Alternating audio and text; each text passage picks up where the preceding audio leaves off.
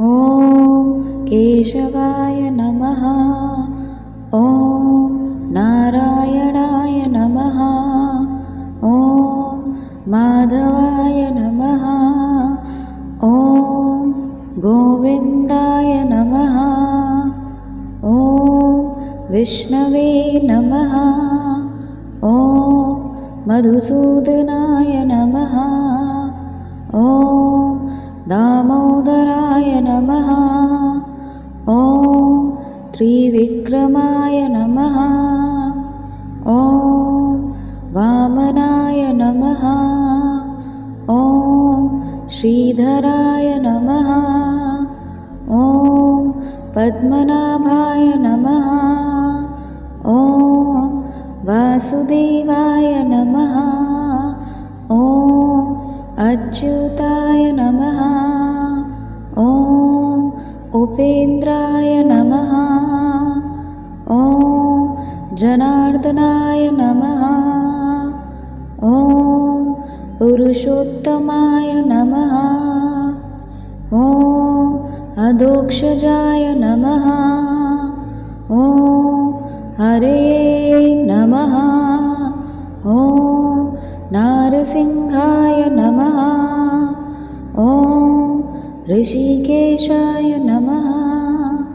ॐ अनिरुद्धाय नमः। ॐ प्रद्युम्नाय नमः। ॐ शङ्कर्षणाय नमः। ॐ श्रीकृष्णपरमात्मने नमः। ॐ केशवाय नमः। ॐ नारायणाय नमः। ॐ माधवाय नमः। ॐ गोविन्दाय नमः। ॐ विष्णवे नमः। ॐ मधुसूदनाय नमः। ॐ दामोदराय नमः। ॐ त्रिविक्रमाय नमः। ॐ वामनाय नमः। ॐ श्रीधराय नमः। ॐ पद्मनाभाय नमः। ॐ वासुदेवाय नमः। ॐ अच्युताय नमः। ॐ उपेन्द्राय नमः। ॐ जनार्दनाय नमः। ॐ पुरुषोत्तमाय नमः। ॐ अधोक्षजाय नमः। ॐ हरये नमः। ॐ नारसिंहाय नमः। ॐ ऋषिकेशाय नमः।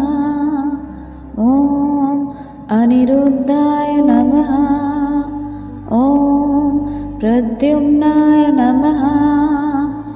ॐ शङ्कर्षणाय नमः। ॐ श्रीकृष्णपरमात्मने नमः। ॐ केशवाय नमः। ॐ नारायणाय नमः। ॐ माधवाय नमः। ॐ गोविन्दाय नमः। ॐ विष्णवे नमः। ॐ मधुसूदनाय नमः। ॐ दामोदराय नमः। ॐ त्रिविक्रमाय नमः। ॐ वामनाय नमः। ॐ श्रीधराय नमः। ॐ पद्मनाभाय नमः। ॐ वासुदेवाय नमः। ॐ अच्युताय नमः। ॐ उपेन्द्राय नमः। ॐ जनार्दनाय नमः। ॐ पुरुषोत्तमाय नमः।